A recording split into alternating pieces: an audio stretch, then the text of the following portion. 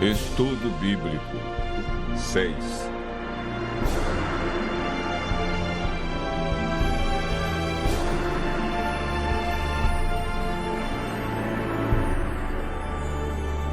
Sinais da vinda de Cristo.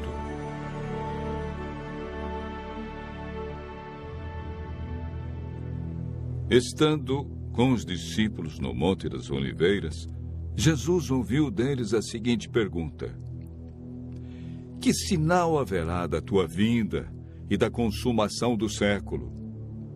O mestre, então, enumerou vários sinais indicadores do seu retorno à terra. Alguns sinais destes apresentados tiveram cumprimento inicialmente em Jerusalém e serviram como maquete ilustrativa dos acontecimentos do fim. Outros sinais, porém, estão se cumprindo agora, em nossos dias.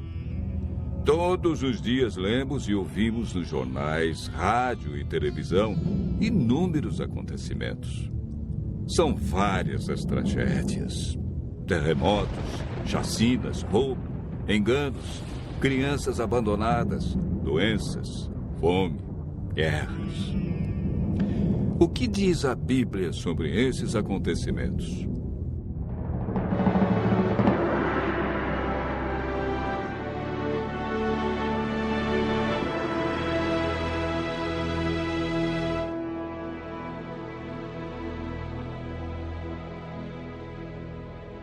Vamos analisar os sinais que antecedem a sua volta em 3 partes.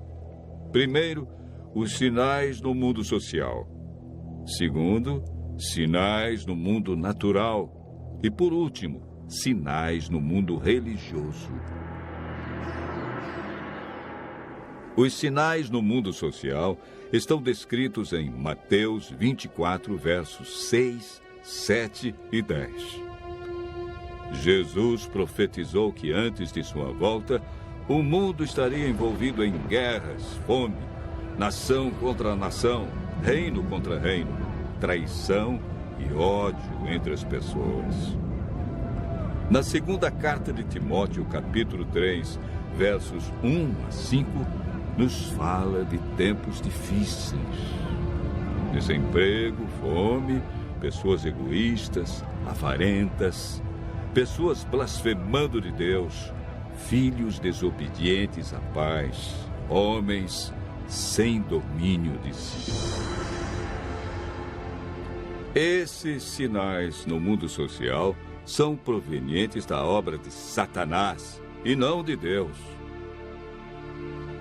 Na segunda parte do nosso estudo, falamos a respeito dos sinais no mundo natural. Mateus 24, versos 7 e 29, fala de sinais que estão acontecendo e que já aconteceram. No dia 19 de maio de 1780, o sol escureceu. Esse dia ficou conhecido como o Dia Escuro. Na região leste dos Estados Unidos, tão densas eram as trevas que as lamparinas foram acesas ao meio-dia. A lua, embora fosse cheia, negou-se a iluminar. A ciência não conseguiu explicar esse fato sobrenatural, mas a Bíblia o apresenta como um dos sinais que antecede a vinda de Cristo. Em 13 de novembro de 1833, ocorreu uma deslumbrante queda de estrela jamais vista. Esses sinais já se cumpriram uma vez, mas antes da vinda de Jesus, se repetirão com maior intensidade.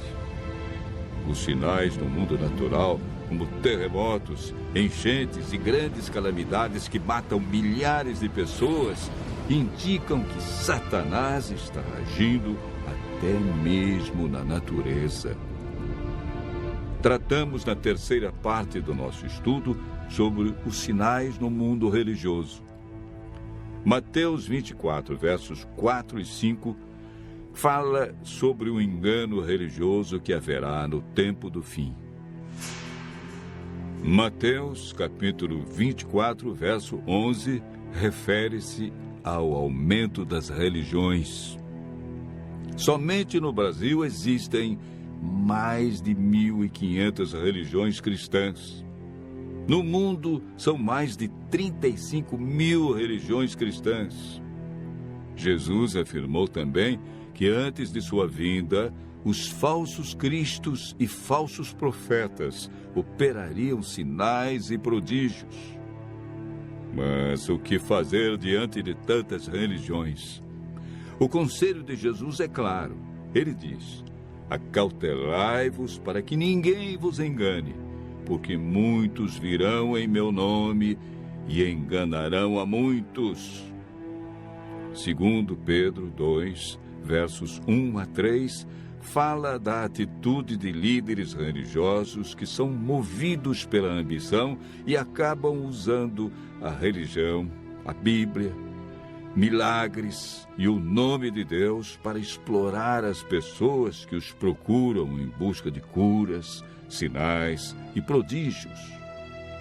Outro sinal no mundo religioso é encontrado em Mateus 24, verso 14.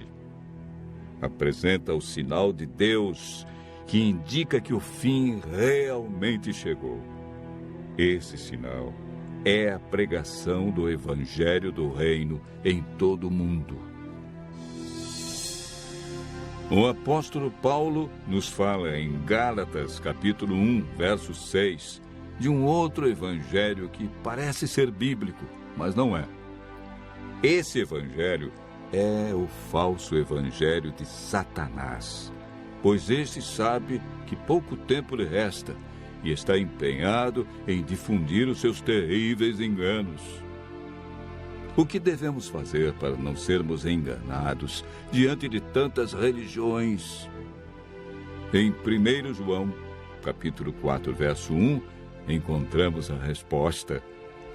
A Bíblia nos orienta a provar se os espíritos provêm de Deus ou não, ou seja, comparar. Aquele que quiser fazer a vontade de Deus deve comparar a doutrina da Bíblia com aquilo que outros ensinam. Por que Deus manda provar? De acordo com Mateus 7, verso 15, o engano vem parecendo verdade. Vimos que os sinais preditos por Cristo estão todos se cumprindo, indicando que em breve todo o mal do universo terá seu fim. O que está faltando para Jesus voltar? Primeiro motivo: o evangelho verdadeiro precisa ser levado a todo mundo. Segundo, Jesus está a cada dia dando mais oportunidades. Ele é paciente e espera uma decisão de cada um de nós ao lado da verdade. Lucas 21, verso 28, declara que, ao começarem estas coisas a suceder, exultai e erguei a vossa cabeça, porque a vossa redenção se aproxima. Continue ouvindo a voz de Deus.